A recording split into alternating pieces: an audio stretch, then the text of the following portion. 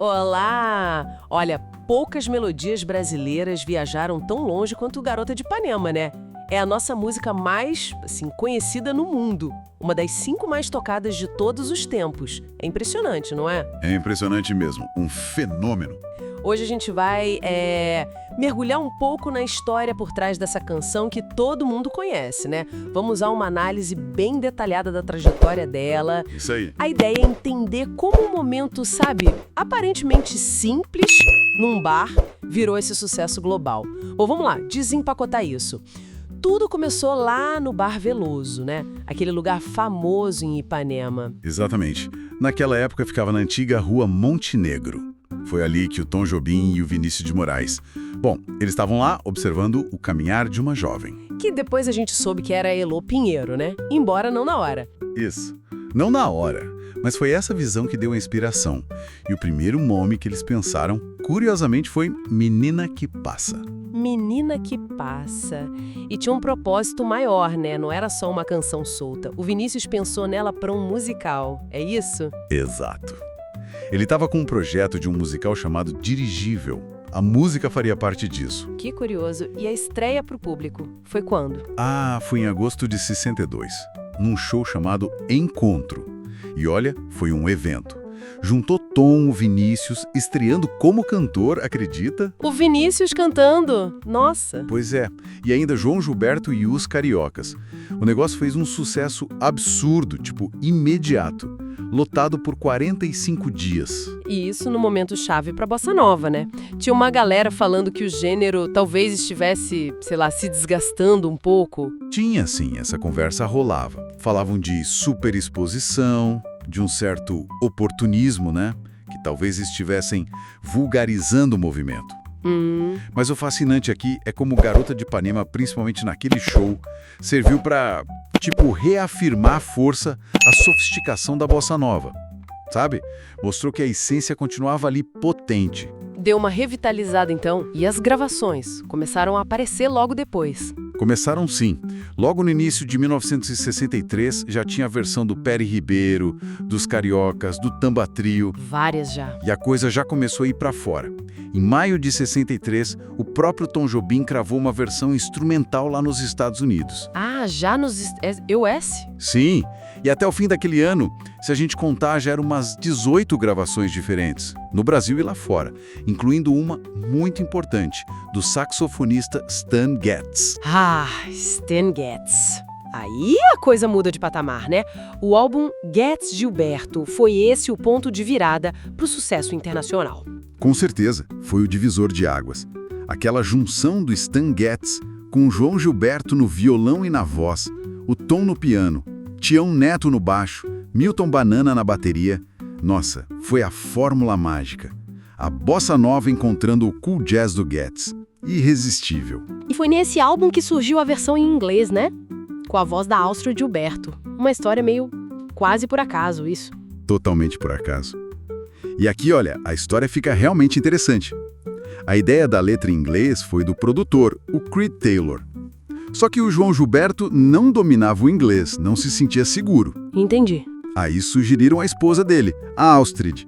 Ela estava lá no estúdio, falava inglês, mas nunca tinha gravado nada profissionalmente na vida. Imagina a pressão. Pois é, e aquela voz dela, quase um sussurro sem vibrato, acabou virando a marca da música internacionalmente. Uma coisa muito louca. Uma marca muito forte. E pensar que isso foi em 1964, com Beatles, Rolling Stones dominando tudo, e The Girl from Ipanema chegou lá, no 5º lugar da Billboard Hot 100 e 1º lugar na parada Adult Contemporary. É um feito e tanto. Gigantesco. E o reconhecimento veio logo depois, no Grammy de 65. Ganhou gravação do ano e o álbum Getz Gilberto levou álbum do ano. Foi histórico. Primeira vez que um disco de jazz ganhava o prêmio principal. E a primeira vez para um artista não americano. Uau! Isso realmente colocou a bossa nova no mapa mundial de vez. Consagrou geral. Tom, João, Astrude. E ainda teve aquela história da letra em inglês, né? Que o letrista, o Norman Gimbel, queria mudar o nome Ipanema para algo mais conhecido para os americanos, Malibu. Faz sentido. Comercialmente falando, talvez. Talvez. Mas o Tom Jobim bateu o pé, foi irredutível, falou, não, tem que ser Ipanema. Defendeu a identidade, a origem da música, foi uma aposta na autenticidade. E que aposta acertada. O mundo inteiro aprendeu a falar Ipanema. Virou quase um sinônimo de Brasil, de beleza, de praia. Exatamente. E a canção Bom virou a segunda música pop mais gravada da história. Só perde para Yesterday dos Beatles. Só pra Yesterday. Impressionante. E ganhou versões de todo tipo, né? Até em versão de gênero. A Peggy Lee gravou The Boy from Ipanema já em 64. Depois veio Ella Fitzgerald, Shirley Bassey, Diana Krall, um monte de gente. Se a gente olha o quadro geral, a música transcendeu totalmente o contexto original dela. É verdade. Mas esse sucesso todo também marcou um pouco o fim de uma era, né? Foi o auge comercial da dupla Tons e Mícios, mas talvez o começo do fim daquela parceria tão genial. Tem esse lado. Foi o pico comercialmente falando. Mas depois de Garota de Ipanema, eles fizeram pouca coisa juntos. Teve Olha Maria, com o Chico Buarque junto. Linda canção. Maravilhosa. E Chora Coração. Mas aquela intensidade da parceria dos anos 50, início dos 60, já não era mais a mesma. Entendi. Então, resumindo essa jornada toda, sai de uma observação casual num bar em Ipanema, passa por uma gravação quase acidental, que define a versão internacional, conquista Grammys, vira um ícone mundial. Uau! É isso. E o significado é enorme, né? O impacto que essa música teve para divulgar a música brasileira, a bossa nova, foi gigantesco.